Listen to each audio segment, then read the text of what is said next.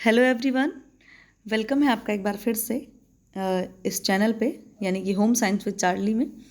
तो बताइए क्या हाल चाल है आप लोगों का और क्या चल रहा है, क्या कर रहे हैं, पढ़ाई वढ़ाई कैसी चल रही है। थोड़ा सा कमेंट सेक्शन में ये भी बताया करिए कि तैयारी आपकी कैसी चल रही है। मुझे ये सुनकर अच्छा लगेगा कि आप लोगों की तैयारी बिल्कुल अच्छी चल रही, ठीक है। तो सबसे पहले सभी लोगों को गुड इवनिंग, शुभ संध्या। और फिलहाल कुछ लोगों का तो ये गुड नाइट का भी टाइम हो गया होगा, बट कोई नहीं, हम थोड़ा सा इसी टाइम मिलते हैं तो हमारा अभी का ही गुड इवनिंग होगा। ओके, तो आज हम करने जा रहे हैं प्रैक्टिस सेट नंबर 18 यानी कि 18वां प्रैक्टिस सेट करने जा रहे हैं। अब ये प्रैक्टिस सेट की सीरीज़ कब तक चलती रहेगी, 18 से देखिए ये कहाँ तक पहुँचता है, ठीक है। हालांकि आप लोग अगर इसी तरीके से पढ़ते रहेंगे तो हम इसको काफ़ी आगे ले जाएंगे और भी बेहतरीन बेहतरीन क्वेश्चंस के साथ प्रैक्टिस करी जाएगी हम लोग साथ में, ठीक है। क्योंकि मज़ा तो आ ही रहा है प्रैक्टिस सेट करने में और तरह तरह के क्वेश्चन सॉल्व करने में। कुछ गलत हो जा रहा है तो उसको करेक्शन करने में, है ना। तो चलिए फिर अब आते हैं क्या, आज भी मुझे लगता है वीडियो काफ़ी लंबी हो जाएगी क्योंकि मुझे लगता है 50 या 60 प्लस क्वेश्चंस होंगे। और आपको पता है कि हम थोड़े से लंबे क्वेश्चन भी करते हैं, जैसे असर्शन रीजन वाले भी, कुछ मैचिंग वाले भी। तो मैचिंग वाले आज भरपूर क्वेश्चन हैं और मैंने आपको बता ही रखा कि मैचिंग करने में हम एक क्वेश्चन में कम से कम 4 क्वेश्चन तैयार करते हैं। ओके, तो ज़्यादातर क्वेश्चन आपको इसमें फूड साइंस से रिलेटेड मिलेंगे। तो चलिए फिर बिना किसी देर किए हुए हम लोग जो है स्टार्ट करते हैं। और दूसरी चीज़ मैं ये कहूँगी कि आप लोग जो है, अब दिवाली वगैरह आ रही है तो दिवाली में आप कितनी भी सफाई और कितनी भी जो शॉपिंग और कपड़े ये सारी चीज़ें खरीदने में आप बिज़ी रहेंगे, मैं मान रही हूँ, और बिज़ी रहना भी चाहिए क्योंकि त्यौहार कुछ कुछ चेंजेस लाने के लिए, हमारा रूटीन थोड़ा सा बदलने के लिए ही इतने सारे त्यौहार आते हैं, या मैं ये कहूँ कि इसलिए त्यौहार इतने बनाए ही गए हैं, ठीक है। तो दोनों बातें बिल्कुल गलत नहीं हैं और बदलाव होना भी चाहिए, है ना। लेकिन अभी क्या है, आप अभी अब लिमिटेड टाइम में आपको प्रॉपर और एकदम पूरा टोटल सिलेबस आपको कवर करके ख़त्म करके रिवीजन करना है, ठीक है। अपने आप को तैयार करना है एग्ज़ाम के लिए। तो अभी आप अगर थोड़ा सा कम भी करेंगे इस बार, है ना, तैयारी और शॉपिंग ये सारी चीज़ें, तो भी आपका चल जाएगा। आप कीजिए लेकिन बैलेंस करके, ठीक है। कितना भी टाइम निकाल करके आप 1 घंटे नहीं तो आधे घंटे ही, आप आधे घंटे ही पढ़िएगा, लेकिन डेली पढ़िएगा, ठीक है। आपकी कॉन्टीन्यूटी रुकनी नहीं चाहिए, तो क्योंकि निरंतरता बहुत मायने रखती है, ठीक है। अगर आप कंटिन्यू रहेंगे और अपनी कंसिस्टेंसी के साथ तैयारी करते रहेंगे तो फिर कोई दिक्कत नहीं होगी और आप खुद ये चीज़ रियलाइज़ करेंगे कि ये चीज़ आपके कितने काम आ रही है, ठीक है। तो चलिए आज ज्ञान की बातें बस इतनी ही और हम बढ़ते हैं अपने क्वेश्चन की ओर। ये रहा आपका पहला सवाल, ठीक। बहुत ही आसान क्वेश्चन है। अंडे में पाया जाने वाला पायसीकारी एजेंट है, यानी कि इमल्सी जो क्या बोलते हैं, जो इमल्सिफाइड एजेंट होता है, ठीक है। तो इमल्सिफाइड एजेंट इसमें कौन सा है आपका, एविडिन है, लेसिथिन है, ओवलब्यूमिन है या फिर लाइसिन है। तो जो आपका एविडिन है और ओवलब्यूमिन है, ये दोनों तो अंडे में पाया जाने वाला प्रोटीन है। एक सेकेंड, अंडे में पाया जाने वाला प्रोटीन है और जो लाइसिन है ये दालों में पाया जाने वाला आपका अमाइनो एसिड है। तो जो पायसीकारक एजेंट होता है वो होता है आपका लेसिथिन। ओके, नेक्स्ट क्वेश्चन है, जब दूध में यह डाला जाता है तो कैल्शियम में समृद्ध पनीर प्राप्त होता है, acetic acid, citric acid, rennin या फिर लाइपेज। तो जब हम रेनिन डाल देते हैं, यानी कि इस जो है जो छेने वाला पानी होता है वो डाल देते हैं, तो पनीर हमारा बन जाता है और शुद्ध रूप से आपको पनीर प्राप्त हो जाता है, ठीक है। तो दूध में जब हम रेनिन डालते हैं तो हमारा पनीर हमें प्राप्त हो जाता है, ठीक। फिर नेक्स्ट है, मानव शरीर में रक्त स्टार्च की पाचन क्षमता के लिए सर्वाधिक जिम्मेदार एंजाइम है। जो आपके बॉडी में स्टार्च का डाइजेशन होता है, और स्टार्च हमारा क्या है, पॉलीसेकेराइड, ठीक है। स्टार्च एक तरीके का कार्बोहाइड्रेट है और कार्बोहाइड्रेट में कौन सा है, पॉलीसेकेराइड है, ठीक है। आपको पता है ना कि कार्बोहाइड्रेट 3 तरह का होता है, मोनोसेकेराइड, डाइसेकेराइड, पॉलीसेकेराइड। तो स्टार्च आपका पॉलीसेकेराइड है। तो इनकी डाइजेशन के लिए कौन से एंजाइम जिम्मेदार हैं, अमाइलेज हैं, फॉस्फेटेज हैं या फिर फॉस्फोरिलेज हैं या फिर काइनेसेज हैं। तो इसमें जो आपका सही ऑप्शन हो जाएगा अमाइलेज, ठीक है। जो अमाइलेज होते हैं उनमें स्टार्च के डाइजेशन करने की क्षमता होती है, ठीक है, स्टार्च को पचाने की। नेक्स्ट है, फलों और सब्जियों में सर्वाधिक विटामिन सी समृद्ध मिश्रण मिलता है। विटामिन सी की बात हो रही है तो आपका सेब और बैगन है, नींबू और फूल गोभी है, गोभी और संतरा है, पपीता और आलू है, ठीक है। तो आपका बी और सी ऑप्शन आप कंफ्यूज होंगे तो इसमें, लेकिन आपका जो बी ऑप्शन हो जाएगा वो करेक्ट हो जाएगा, ठीक है। अगर बी ऑप्शन नहीं होता तो आप सी के साथ जा सकते थे, ठीक। तो लेकिन यहाँ पे बी ऑप्शन करेक्ट होगा आपका, कौन सा, नींबू और फूल गोभी में। ओके, नेक्स्ट है, दोहरी नोकदार डार्ट को कहते हैं। ये नेट का क्वेश्चन है आपका और ये प्रीवियस ईयर क्वेश्चन है, ठीक है। तो फ्रेंच डार्ट या फ्लैंस डार्ट या फिश डार्ट या ड्रेस मेकर। तो जो दोहरी नोक डार्ट होती है, अगर आप इसे थोड़ा सा माइंड भी लगा सकते हैं तो उसमें क्या होगा, फिश डार्ट होगी, ठीक है। तो फिश आप देखते ना कि इस तरीके का होता है ऐसे करके, तो इस वजह से ये मतलब एक नाम दिया गया है, ये जो नोकदार है इस वजह से, ठीक है। फिर नेक्स्ट क्वेश्चन है हमारा, एक दिशीय कपड़े के लिए अनुपयुक्त खाका है, लंबाई के अनुसार, तिरछा या खुला हुआ या दोहरा फोल्ड। तो एक दिशा के लिए अनुपयुक्त बता रहे हैं, ठीक है, जो एक दिशा वाला एक दिशा में कपड़ा होता है, तो वो कैसा, मतलब अनुपयुक्त किसके लिए है, तो जो लंबाई के अनुसार अगर आप इसको बनाना चाहेंगे जो एक दिशा में कपड़ा रहेगा तो वो अनुपयुक्त माना जाएगा, ठीक है। फिर है कि प्रसव पीड़ा की तीव्रता की स्थिति में, यानी कि जो डिलीवरी होती है, बच्चा होता है यूट्रस में, उसकी बात हो रही है, तो उसकी जब बहुत मतलब लोगों को लेबर पेन होने लग जाता है तो उसमें क्या होता है, जो एमनियोटिक सैक होता है, मतलब पहला क्या होता है, एमनियोटिक सैक है आपका, फिर बी है उल्व तरल, यानी कि वही एमनियोटिक फ्लूइड पदार्थ फवारे के रूप में योनि से बाहर निकलने लगते हैं, या फिर उपर्युक्त ए और बी दोनों, या फिर उपर्युक्त में से कोई नहीं। तो कहने का मतलब जो लेबर पेन होता है तो होता क्या है उसमें, तो जो एमनियोटिक सैक होता है और जो क्या कहते हैं ये आपका एमनियोटिक फ्लूइड होता है, सैक मतलब थैली, और उसी एमनियोटिक सैक के अंदर एमनियोटिक फ्लूइड भरा हुआ होता है और उसी फ्लूइड में आपका बच्चा होता है, ठीक है। तो इसमें क्या होता है, दोनों चीज़ें होती है, जो एमनियोटिक सैक होता है वो क्या होता है, थोड़ा सा फट जाता है और उससे क्या होता है, एमनियोटिक फ्लूइड जो है वो बाहर से क्रीट होने लग जाता है। तो इस स्थिति में दोनों चीज़ें आपकी होती, इस वजह से सी ऑप्शन आपका करेक्ट हो जाएगा, ठीक। नेक्स्ट है जटिलतापूर्ण या शल्य क्रिया द्वारा प्रसव के मुख्य कारण है। जटिलतापूर्ण यानी कि बहुत कॉम्प्लिकेटेड, और शल्य मतलब सीजेरियन ऑपरेट करके जो बच्चे को बाहर निकालते हैं। तो इसमें मुख्य कारण पूछ रहे हैं, इसका क्या कारण हो सकता है, माता का अत्यधिक कुपोषित होना, गर्भाशय में ट्यूमर होना, शिशु का सिर ऊपर तथा पैर नीचे की ओर होना, या उपर्युक्त सभी। तो ये जो चीज़ें हैं, तीनों सिचुएशन, कभी कभी अगर मान लीजिए इस तरह की कोई इन तीनों में से कोई भी सिचुएशन आ जाती है तो इस तरह बच्चे को क्या करते हैं, मतलब सीजेरियन बर्थ करवाना पड़ता है। तो इस वजह से डी ऑप्शन हमारा करेक्ट हो जाएगा, ठीक। फिर है विस्फरण की अवस्था में, विस्फरण यानी कि जब बच्चा बिल्कुल क्या बोलते हैं, ये डिलीवरी की फर्स्ट स्टेज होती है, तो उसमें होता क्या है वो पूछ रहे हैं कि फर्स्ट अवस्था में क्या होता है। गर्भावस्था में संकुचन अधिक तीव्रता से होने लगता है, उल्व कोष की थैली फट जाती तथा उल्व द्रव्य योनि से बाहर आने लगता है।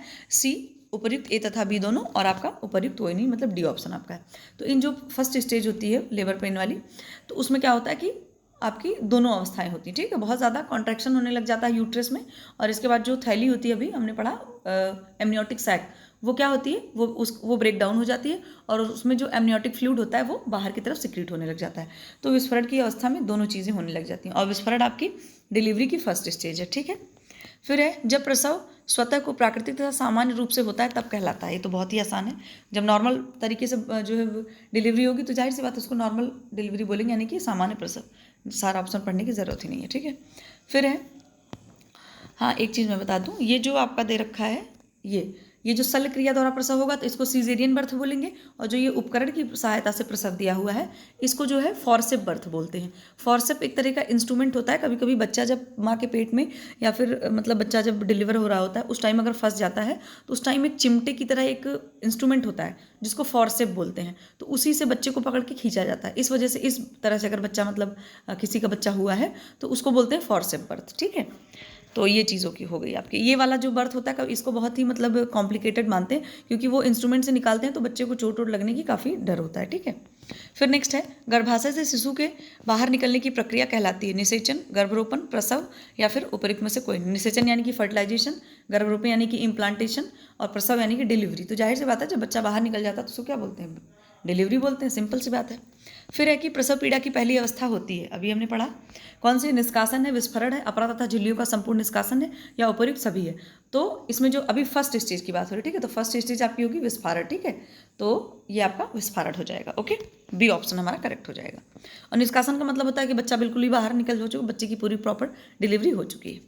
फिर है कि प्रसव पीड़ा की अवस्थाएं होती हैं, अभी हमने पढ़ा कितनी होती हैं, 1 2 3 5, तो कितनी होती है, 3 होती है, ठीक है। ये जो पीछे आपका क्वेश्चन दे रखा है ये आपकी तीनों अवस्थाएं होती हैं, ठीक है। फिर है कि प्रसव के सामान्य लक्षण है पीठ तथा उदर में पीड़ा, उदर यानी कि पेट, यहाँ पे आमाशय, ठीक है, ऊपर की मांसपेशियों का कठोर हो जाना, उल्व थैली का फट जाना, या फिर उपर्युक्त सभी। तो इसमें जो आपका प्रसव के सामान्य लक्षण, यानी किसी को अगर डिलीवरी वाला पेन हो रहा है तो उसमें ये सारी चीज़ें उसको होंगी, तो इस वजह से हमारा एक सेकेंड, हाँ, तो हमारा डी ऑप्शन करेक्ट हो जाएगा, ठीक है, उपर्युक्त सभी। फिर नेक्स्ट क्वेश्चन है भारत का क्षेत्रफल है, ये क्वेश्चन आ गया था तो मैंने इंक्लूड कर लिया है, अगर आप देखेंगे तो ये जो है थोड़ा सा एक जीके का भी क्वेश्चन हो गया है आपका, और आपके एक्सटेंशन एजुकेशन से भी रिलेटेड हो गया, ठीक है। तो भारत का क्षेत्रफल कितना, विश्व के क्षेत्रफल का 1% है, विश्व के क्षेत्रफल का 2.4% है, विश्व के क्षेत्रफल का 5% है, या फिर उपयुक्त में से कोई नहीं। तो ये आप जानते ही होंगे, विश्व के पूरे 2.4% भारत का क्षेत्रफल है, ठीक है। फिर है कि एक दिशा जो मकान के अगले हिस्से के निर्माण के लिए ठीक नहीं है, उत्तर, दक्षिण, पूर्व, पश्चिम। ठीक, तो जो फ्रंट के लिए मतलब घर के अगले निर्माण के लिए अच्छी नहीं मानी जाती वो कौन सी? आपकी साउथ, यानी कि दक्षिण दिशा को अच्छा नहीं माना जाता है। नेक्स्ट है भावना के सामंजस्य का स्तर निम्नतम होता है। मतलब कि ये जो यहाँ पर उसकी बात हो रही है, जो रिलेशन वो होते हैं, जो क्या बोलते हैं, हाँ रिलेशन वाला जो हम पढ़ते हैं ना, स्टेजेस में लगाते हैं, तो उसमें कई सारे 3-4 स्टेजेस होते हैं। तो उसमें पूछ रही सबसे निम्नतम स्तर क्या है उसका।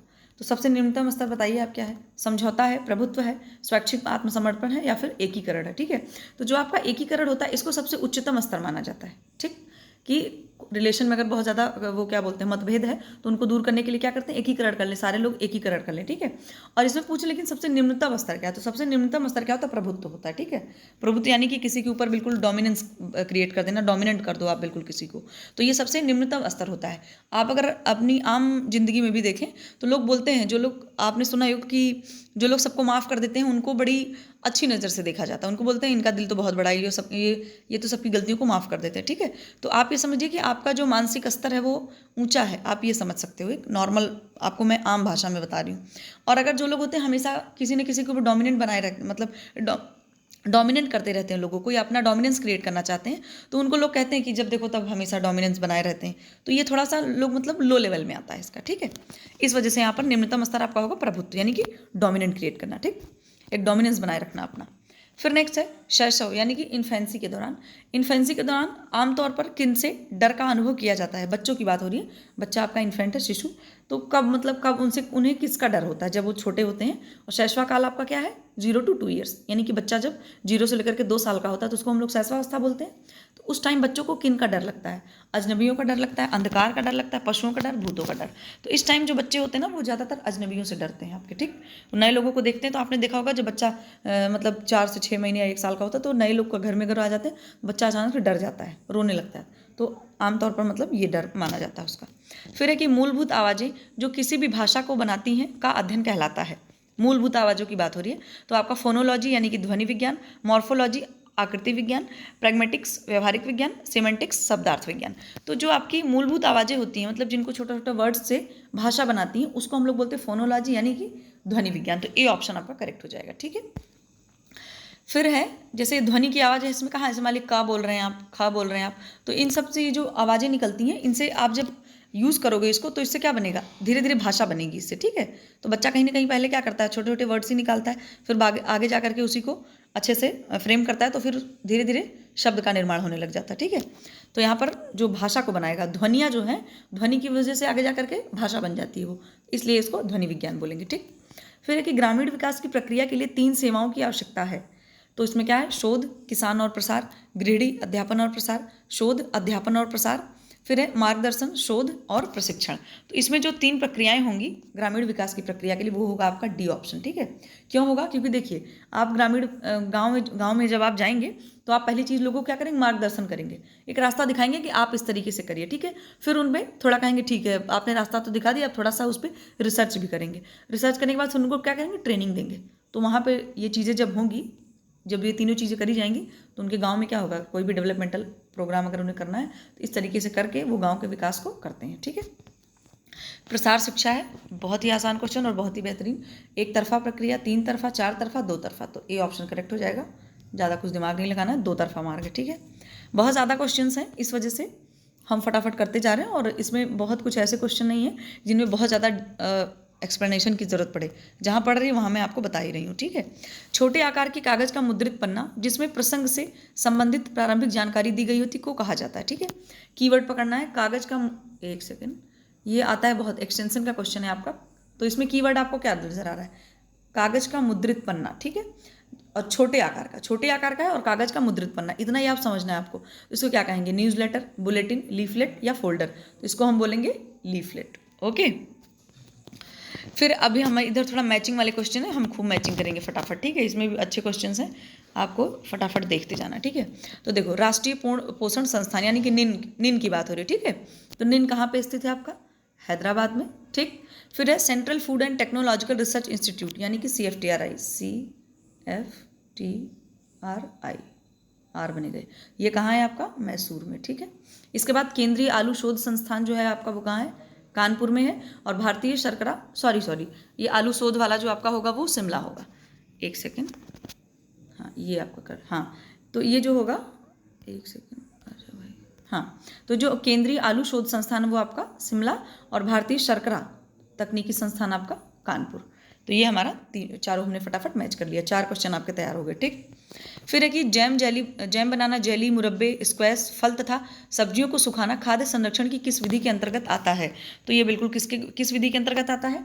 खाद्य संरक्षण की घरेलू विधि, खाद्य संरक्षण की रासायनिक विधि, खाद्य संरक्षण की भौतिक विधि, उपरोक्त में से कोई नहीं। तो आपको पता है ये सब कैसी, ये घरेलू विधियां हैं। इस तरीके से हम बना करके घर में जो है प्रिजर्व करते हैं या स्टोर करते हैं चीज़ों को। सॉरी प्रिजर्व नहीं, यहाँ पर जो है स्टोरेज की बात हो रही, ठीक है, सॉरी प्रिजर्व की ही बात हो रही, ठीक है। इस तरीके से बना करके हम प्रिजर्व कर लेते हैं। फिर अचार बहुत दिन तक यूज़ करेंगे, जेली बहुत दिन तक यूज़ करेंगे, मुरब्बे यूज़ करेंगे।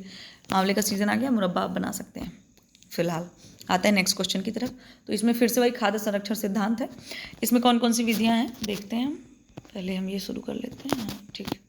इसके बाद देखिए, अधिक ताप यानी कि बहुत हाई टेम्परेचर द्वारा क्या हम लोग सुरक्षित करते हैं? जो आपका पास्चराइजेशन होता है ये आपका बहुत हाई टेम्परेचर पे करते हैं हम लोग, ठीक है।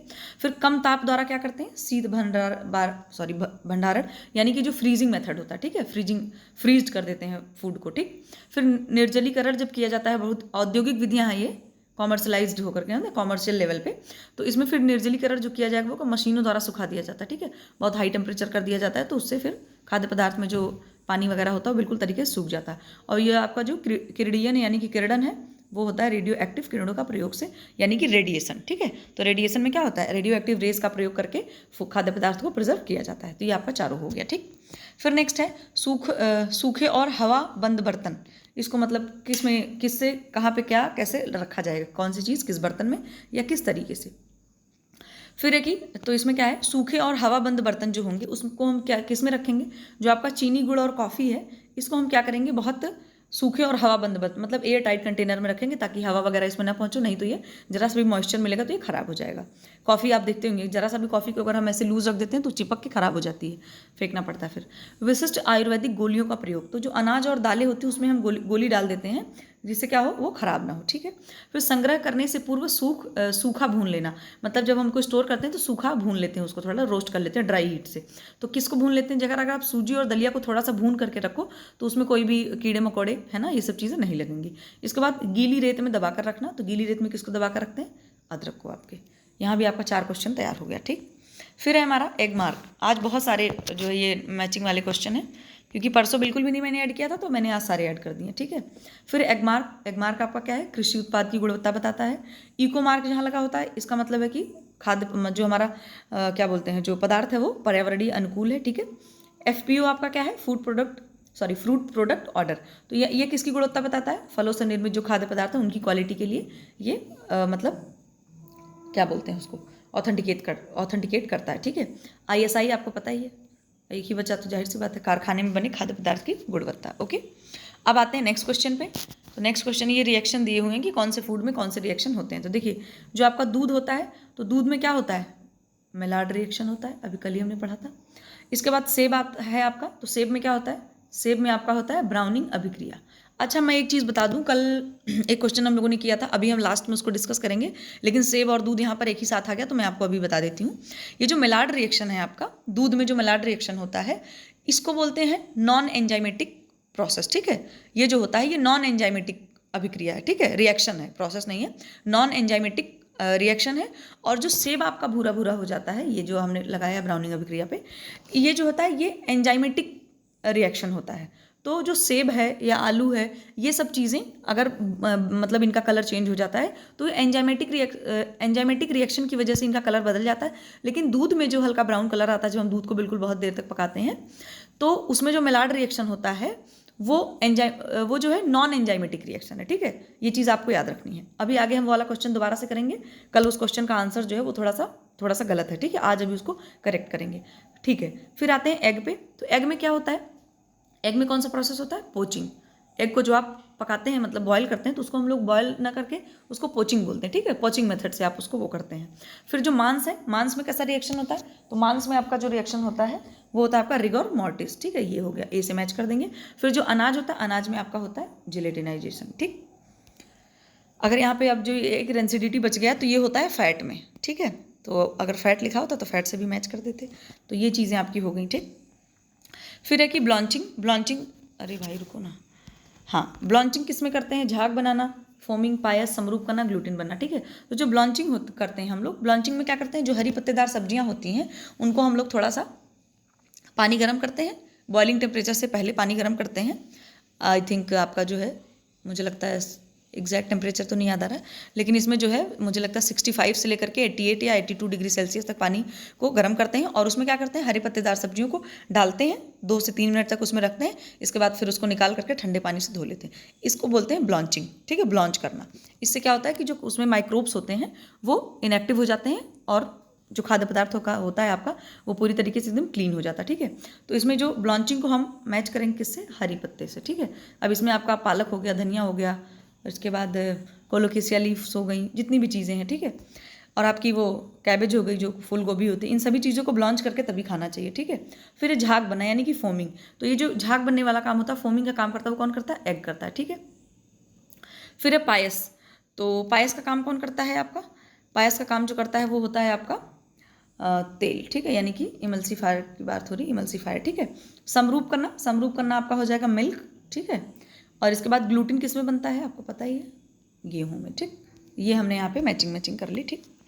फिर नेक्स्ट है ये जो आपको कुछ दिए हुए हैं, जो हम लोग ISO वाला पढ़ते हैं, तो इसमें ये जो नंबर दिए गए हैं, इस नंबर से आपको देखना है कि ये अलग अलग जो प्रमाण दिया जाता है उस पर अलग अलग नंबर होते हैं, तो उसी से मैच करना है आपको। हालांकि ये कह सकते हो कि बहुत हायर लेवल तो नहीं है, लेकिन LT वगैरह में पूछा जा सकता है ये क्वेश्चन, ठीक है। तो बेसिक हम लोग ये जानते हैं, पहला वाला भी जानते हैं, ठीक है, कौन सा आप इसमें सब मैच कर लेते हैं। तो जो आपका ये ISO 9001 वाला दे रखा है, ये क्या प्रमाणित करता है कि ये गुणवत्ता प्रबंधन यानी कि क्वालिटी को बताता है, ठीक है। क्वालिटी मैनेजमेंट के लिए ये प्रमाणीकरण देता है, ठीक है। फिर आपका ISO 14001 जो है, ये किसके लिए देता है? पर्यावरणीय प्रबंधन के लिए, ठीक है।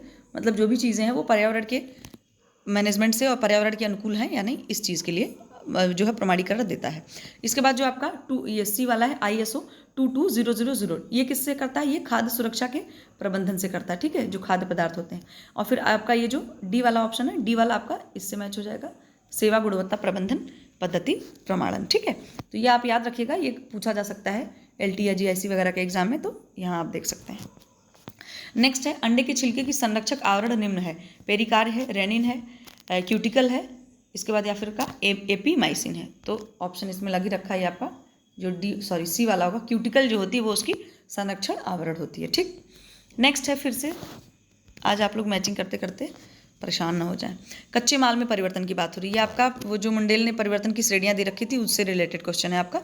तो कच्चे माल में जो परिवर्तन होता है उसका मतलब क्या है? इंस्टेंट डोसा मिक्सचर पाउडर जो आता है, तो हम क्या करते हैं, वो कच्चा रॉ मटेरियल है ना, वो बना बनाया आ जाएगा और उसको आप तुरंत डोसा बना लेंगे तो आपका समय बच जाएगा। वर्क सिंप्लीफिकेशन से रिलेटेड टॉपिक है आपका, ठीक है। तैयार उत्पाद में परिवर्तन, तो तैयार उत्पाद में परिवर्तन मतलब जो प्रोडक्ट है बिल्कुल रेडी टू ईट रहे, या फिर मतलब कह सकते हो आप तैयार रहे, मतलब कि कैसे करके आप प्रोडक्ट को बिल्कुल तैयार कर सकते हैं, ठीक है। तो कहने यहाँ पर क्या होगा, फोर्थ ऑप्शन से मैच करेंगे कि स्क्वायर पूरी इंस्टेड ऑफ राउंड। कहने का मतलब अगर आपको 10 पूरियां बनानी है या 16 पूरियां बनानी है, तो अगर आप राउंड उसको बेल करके बनाएंगे तो आपको 16 बार बेलना पड़ेगा, ठीक है। लेकिन अगर आप स्क्वायर शेप की पूरियां बना रहे हैं तो उसको आप फटाफट 4 बार में काट देंगे और आपकी कितनी बन जाएंगी? 16 पूरियां, ठीक है। तो इसकी बात हो रही है कि उससे आपको कम मेहनत करनी पड़ेगी। ऐसे आप 16 बार आपको बेलना पड़ेगा, ऐसे आपको फट काट देंगे आप, तो आपकी जो है पूरियां बन जाएंगी, ठीक है। इसके बाद उपकरण तथा कार्यस्थल में परिवर्तन, तो उपकरण की बात हो रही, तो उपकरण यहाँ पे क्या है? मिक्सर ग्राइंडर है। अगर आप मिक्सर ग्राइंडर का यूज़ कर देंगे तो आपको आराम से जो है आपका टाइम बचेगा और वर्क सिंप्लीफिकेशन आप अप्लाई कर पाएंगे। इसके बाद है हस्त तथा शरीर की गति में परिवर्तन, ठीक है। तो हस्त मतलब हाथ तथा शरीर की गति में परिवर्तन, तो ये आपका हो जाएगा खड़े होकर काम करना, ठीक है। ये आपके हो गए सारे, ये एग्जाम में पूछ सकते हैं, एक एक पूछा जा सकता है। ये कच्चे माल में परिवर्तन का उदाहरण, ये सब उदाहरण दिए गए हैं। ये कच्चे माल में परिवर्तन का इंस्टेंट डोसा मिक्स पाउडर है। तैयार उत्पाद में आपका पूरी बेलने से या बिस्किट काटने वाला एक एग्जाम्पल बहुत फेमस है, जैसे पूरी का था इसमें कि गोल गोल पूरी बेलने से अच्छा है आपको फटाफट काट दो, स्क्वायर शेप की पूड़ियाँ बना दो, ठीक है। आप लोग भी ये सब यूज़ किया करिए, आप यूज़ करेंगे तो आपको अच्छे से समझ भी आ जाएगा। और ये सब चीज़ें तो देखिए व्यवहारिक जीवन से रिलेटेड है ना, तो आप अपने साथ अप्लाई करिए अपने किचन में, अपने लाइफ में। जब आप पढ़ रहे हैं तो आप उसको रियल लाइफ में भी उसको तुरंत रिलेट कीजिए ना, आप भी फ़ायदा उठाइए। सिर्फ पढ़ने से ही थोड़ी ना फ़ायदा है, आराम से जो है फटाफट इससे क्या होगा, आपकी वर्क एफिशिएंसी जो होगी वो भी बढ़ेगी, और दूसरी चीज़ आपको भी अच्छा लगेगा कि हाँ हम जो पढ़ रहे हैं उसको हम अपने रियल लाइफ में यूज़ कर पा रहे हैं। फिलहाल आगे बढ़ते हैं। तो ये भी आपको पता ही होगा, बहुत ही आसान क्वेश्चन है और लेकिन बेहतरीन क्वेश्चन है, ठीक है। तो एग मार्क होता है, जो एग मार्क का जो ये मानकीकरण चिन्ह दिया गया है, वो ये चिन्ह किस पे लगाया जाता है, ये मार्क है एक तरीके का। तो एग मार्क किस पे लगाते हैं हम लोग, शहद, ठीक। इसके बाद FPO किस पे लगाते हैं, फलों वाले प्रोडक्ट पे। तो फलों से क्या बनता है, स्क्वैश बनता है। ISI किस पे लगता है, बिस्किट पे लगता है। और फिर वूल मार्क जो होता है मार्क, वो किस पे लगता है, वूल से ही आप पकड़ सकते हैं, शॉल, ठीक। आप लोग मुझे कमेंट सेक्शन में बताना, जैसे वूल मार्क का शॉल या ऊनी कपड़ों पे लगाया जाता है, वैसे जो हॉल मार्क होता है वो किन चीज़ों पे मतलब लगाया जाता है, हॉल मार्क का जो साइन होता है वो किस पे लगाया जाता है, ठीक है। नेक्स्ट है, नेक्स्ट है, एक सेकेंड, हाँ। नेक्स्ट क्वेश्चन है हमारा कि ये मिक्सचर की बात आ रही है, सॉरी मिक्सचर कह रही हूँ, अडल्टरेशन की बात हो रही है, मिलावट की, ठीक है। तो जो चाय की पत्तियाँ होती हैं उनमें क्या मिला दिया जाता है, उसमें मिला दिया जाता है लकड़ी के बुरादे, छोटे छोटे करके उसमें मिला दिए जाते हैं। कॉफ़ी जो होती है उसमें आपका ये खजूर तथा इमली की गुठलियों का पाउडर मिला दिया जाता है, ठीक है। और ये कॉफ़ी में चिकोरी का पाउडर भी मिला दिया जाता है, ठीक है, चिकोरी भी याद रखना आप। इसके बाद पिसी चीनी में क्या मिला देते हैं, टलकम पाउडर तथा कपड़े धोने वाला सोडा भी मिला देते हैं। और केसर में क्या मिला देते हैं, भुट्टे के बालों को सुखाकर मिला दिया जाता है, क्योंकि वो उससे थोड़ा बहुत मैच करता रहता है ना। इसी जैसे आपका अरहर की दाल में केसरी दाल मिला देते हैं, क्योंकि केसरी दाल अरहर की दाल से मैच करती रहती काफ़ी, ठीक है। अब नेक्स्ट है हमारा कि निम्नलिखित कथनों पर विचार कीजिए। लैक्टोमीटर का प्रयोग दूध में पानी की मिलावट की जांच के लिए किया जाता है। इसमें ऑप्शन नहीं है, इसमें हम खुद ही से ट्रिक करेंगे। तो ये बात जो पूछ रहे हैं सही है कि गलत है, तो ये जो लैक्टोमीटर का प्रयोग किया जाता है पानी नापने के लिए, ये बात बिल्कुल आपकी सही है, ठीक है। दूसरा है आपका, अगर चीनी को पानी में घोलने पर लाल लिटमस पेपर को नीला करता है तो इसमें खाने वाले सोडा के मिश्रण का पता चलता है। तो आपकी ये बात बिल्कुल सही है कि जब जो लाल लिटमस पेपर होता है अगर वो नीला कर देता है तो इसका मतलब ये होता है कि उसमें खाने वाले सोडा का अडल्ट्रेशन किया गया है। तो इसका मतलब आपकी ये वाली बात भी सही है। इसका मतलब सीधी सी बात यह है कि option number 1 option number 2 both are right, ठीक है। फिर नेक्स्ट है कि फिर से मिक्स वाला है, सॉरी मिक्स वाला कह रही हूँ, मैचिंग वाला है। हल्दी पाउडर में किस चीज़ की मिलावट करी जाती है, लेड कैरोमेट की। सरसों के बीज में किसकी मिलावट करते हैं, आर्जिमोन के बीज की, अभी हमने उस दिन पढ़ा था संडे को। धनिया के बीज में किसकी मिलावट करते हैं, घास के बीजों में कोयले के चूरे को मिलाकर, ठीक है। कितना दिमाग लगाते हैं लोग, देखिए घास के बीज में कोयले के चूरा मिला देते हैं। इसके बाद है काली मिर्च में पपीते का बीज, ठीक। ये तो बहुत आसान क्वेश्चन है। फिर है, अब फिर से क्या है, ये मैं आपको बता दूं, इसमें मैच नहीं करना है, इसमें सारे बिल्कुल सही है, ठीक है। जो जिसके सामने लिखा हुआ है ये सब सही है, लेकिन हम भी फिर से करेंगे मैच। देखिए भोजन के पदार्थों का जो नियम आया था वो किस में आया था, 1961 में, ये बात बिल्कुल सही है। मांसाहारी भोजन नियंत्रण कार्यक्रम आया था आपका 1973 में, मांसाहारी भोजन पे जो कंट्रोल एक्ट आया था कि मतलब वो साफ़ सुथरा होना चाहिए, मिलावटी नहीं होना चाहिए। फिर दूध तथा दूध से बनी वस्तुओं के नियम आए थे 1992 में, इसको MMPO एक्ट भी बोलते हैं, ठीक है। और मांसाहारी वाले को MPO भी बोलते हैं, यानी कि मीट प्रोडक्ट ऑर्डर, और दूध वाले में milk and milk product order.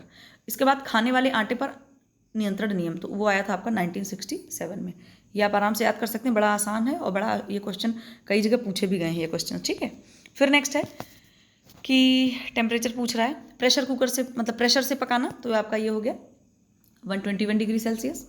इसका पास्चुराइजेशन 170 डिग्री सेल्सियस। तो पास्चुराइजेशन वैसे 149 या 150 तक किया जाता है, लेकिन अब इसमें एग्जैक्ट थोड़ा सा एक रेंज होती है ना, तो एक रेफरेंस में दे दिया है कि चलो 170 डिग्री सेल्सियस तक, ठीक है। फिर कैरामलाइजेशन जो आपका होता है, कैरामलाइजेशन शक्कर से मतलब जो आपको किया जाता है, तो उसमें कैसा टेम्परेचर होता है 80 डिग्री सेल्सियस। और रेत में जब भूनते हैं तो वो होता है आपका 210 डिग्री सेल्सियस, ठीक है। ये आपका TGT वगैरह का क्वेश्चन आराम से पूछ सकते हैं, बड़ा आसान और बड़ा कह सकते हो कि मतलब वैल्यूएबल क्वेश्चन है, तो पूछा जा सकता है। ये सब आप नोट कर लीजिए या फिर आप रिवीजन कर लीजिए 2 बार से 3 बार, नहीं भूलेंगे आप। मैंने आपको बताया कि किसी भी चीज़ को आप रटने मत बैठिए, ठीक है। अपने सेंसेस को इन्वॉल्व करिए, देखिए उसको, अपनी आंखों में उसकी फ़ोटो खींच लीजिए, ठीक है। उसकी फ़ोटो खींच करके उसको 1 से 2 बार रिवाइज करिए। और जैसे मान लीजिए अगर आप कुछ कर रहे हैं और आपको कोई क्वेश्चन का आंसर जरा सा भी ब्लर हुआ, आपको लग रहा है कि नहीं इसका आंसर क्या होगा, कन्फ्यूजन आ गई आपको, आप उसी टाइम उस काम को छोड़ करके जाके अपने नोट्स में, अपने मोबाइल में, अपने किताब में उसको तुरंत देखिए, फिर आप दोबारा उस क्वेश्चन को भूल नहीं सकते, ये बात जान लीजिए। तो रिवीजन करने से मत भागिए, जितनी बार रिवीजन करेंगे उतनी ज़्यादा आपकी जो मेमोरी में चीज़ें बिल्कुल बसती जाएंगी, ठीक है। फिलहाल नेक्स्ट क्वेश्चन पे आते हैं। नेक्स्ट क्वेश्चन फिर से वही चीज़ आ गई है दोबारा से हम लोग, लेकिन ये थोड़ा सा अलग है, फिर भी फटाफट कर लेते हैं। काली मिर्च में किसका, पपीते के बीज मिलाएंगे। लाल मिर्च पाउडर में ईंट मिलाते हैं। हल्दी में आपका मेटालिन येलो कलर मिला लेते हैं। धनिया पाउडर में गोबर की भी मिलावट की जाती है। तो आप लोग जो है मार्केट से वो खुली धनिया मनिया खरीद के मत खाया कीजिए, धनिया बढ़िया खरीदिए, साबुत धनिया बाहर से, उसको धुलिए, सुखाइए और उसको प्रॉपर मिक्सर में या तो खुद ही ग्राइंड कर लीजिए या तो बाहर उसका चक्की पे उसका पाउडर बनवा लीजिए, वो ज़्यादा ठीक है। आजकल अडल्ट्रेशन इतनी ज़्यादा हो रही चीज़ों में कि बहुत ही सावधान रहने की ज़रूरत है, क्योंकि ये सब हमारे हेल्थ पे बहुत ही बैड इफेक्ट डालते हैं। तो जो है बच करके रहना इन सब चीज़ों से। फिर नेक्स्ट है सब्सिडाइज्ड प्राइसिंग इन खान पान प्रबंधों में यूज़ करी जाती है, मतलब प्रयोग की जाती है, ठीक है। तो फास्ट फूड इकाई है, ये नेट का क्वेश्चन है आपका। और इसके बाद एयर केटरिंग में, औद्योगिक कैफेटेरिया में, रेस्टोरेंट में, तो आपका सी ऑप्शन करेक्ट हो जाएगा। जो औद्योगिक कैफेटेरिया होते हैं वहाँ पर सब्सिडाइज्ड प्राइसिंग का यूज़ किया जाता है, ठीक है। नेक्स्ट है साइट्रिक अम्ल। तो साइट्रिक अम्ल किस में यूज़ होता है, ये बात पूछ रहे हैं। तो जो साइट्रिक अम्ल होता है आपका, उससे क्या किया जाता है, उससे चीनी साफ़ करी जाती है, ठीक है। चीनी जो होती है वो साफ़ करी जाती है। फिर सोडियम बेंजोएट जो है आपका, तो सोडियम बेंजोएट क्या करता है, गहरे रंगीन खाद्य पदार्थों का प्रिजर्व करने में डाला जाता है। फिर पोटेशियम मेटाबाइसल्फाइड है, अभी कल ही मैंने बताया था कि जो सोडियम बेंजोएट होता है वो गहरे रंगीन खाद्य पदार्थों में, और पोटेशियम मेटाबाइसल्फाइड हल्के रंगीन खाद्य पदार्थों का परीक्षण करता है।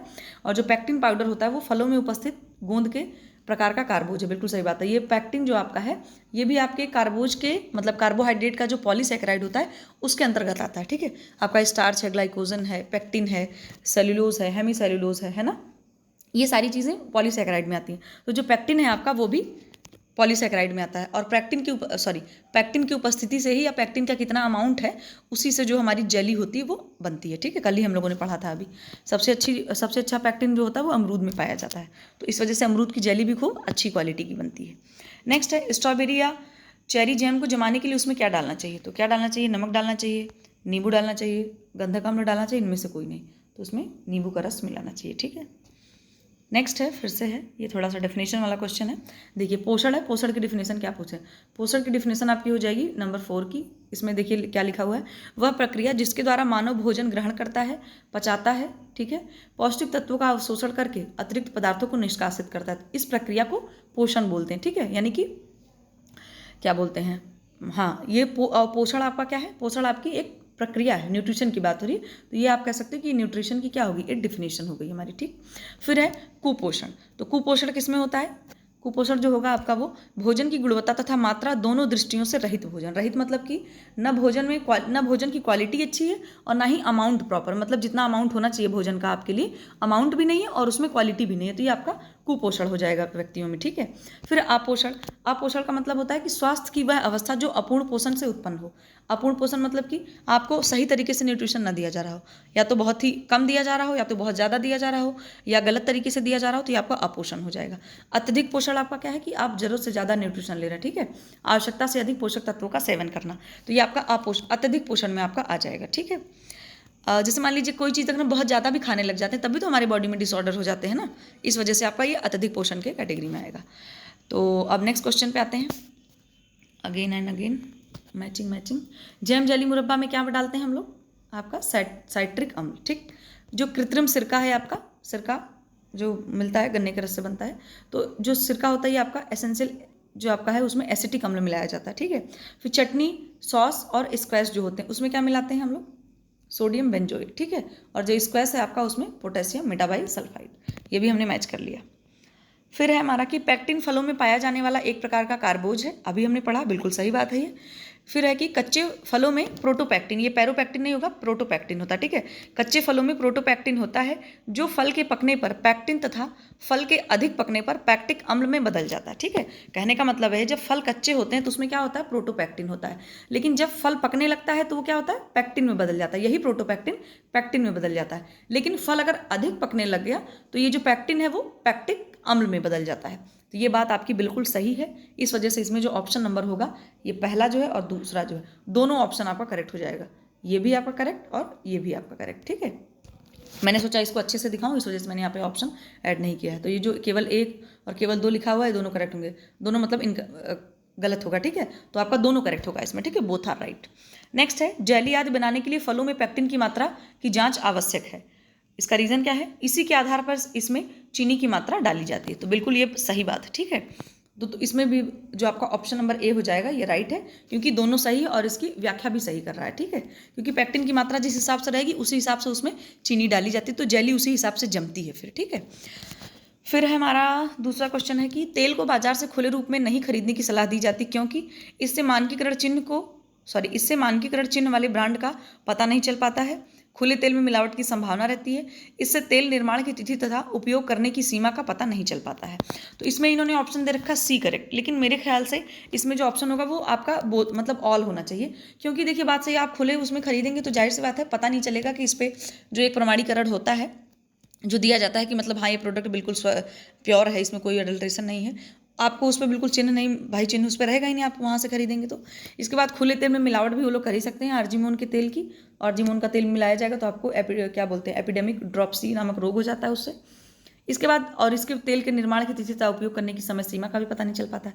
तो मेरे हिसाब से तो आपका डी ऑप्शन इसमें सही होना चाहिए, ठीक है। बाकी आंसर उन्होंने सी दे रखा है। फिर है कि निम्नलिखित में किन कारणों से पारदर्शक जेली नहीं बन पाती है, तो क्यों नहीं बन पाती, नहीं वाला क्वेश्चन आ गया है। जेली बनाने के लिए बहुत कच्चे फलों का प्रयोग करना, बोतल में जेली भरते समय ऊपर से डालने पर छोटे छोटे हवा के बुलबुले बन जाना, इसके बाद फलों को बहुत बारीक बारीक काटना व अधिक पकाना, ठीक है। तो पारदर्शक जेली की बात हो रही कि मतलब अच्छी जेली या ट्रांसपेरेंट जेली बिल्कुल क्यों नहीं बन पाती। तो इसमें जो आपके तीनों ऑप्शन हैं वो तीनों करेक्ट होंगे कि मतलब ये सारे फैक्टर हैं जिनकी वजह से पारदर्शक जेली नहीं बन पाती। इस वजह से आपका डी ऑप्शन करेक्ट हो जाएगा, ठीक है।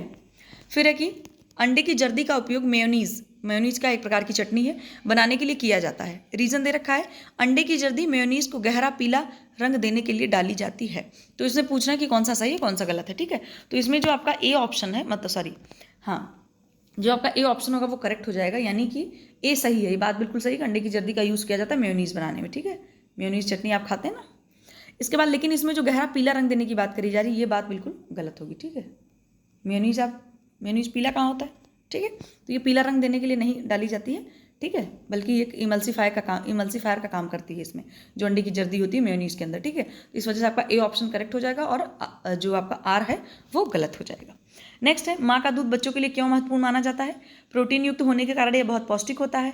कोलेस्ट्रॉल माँ के शरीर के माँ के रोगनाशक अंशों से भरपूर होता है। उपरोक्त दोनों कथन सही है या उपरोक्त में से कोई नहीं। तो इसमें जो आपका दोनों ऑप्शन हो जाएगा ऊपर का वो करेक्ट हो जाएगा कि बिल्कुल सही बात है, उसमें प्रोटीन भी होता है और काफ़ी न्यूट्रिशस भी होता है।